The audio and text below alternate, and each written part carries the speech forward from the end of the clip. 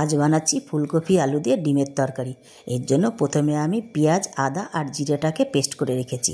তারপরে ডিমটাকে সিদ্ধ করে নুন হলুদ মাখিয়ে লাল করে ভেজে নিচ্ছি।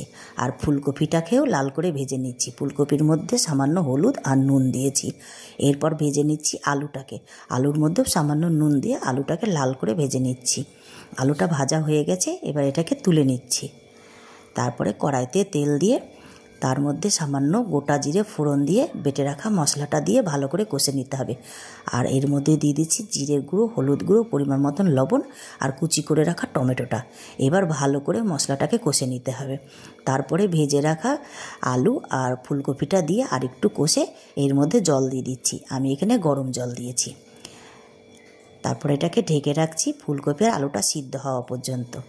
তারপরে এর মধ্যে একটু চিনি দিয়ে দিচ্ছি আর ভেজে রাখা ডিমটা দিয়ে দিচ্ছি। এবার গরম মশলা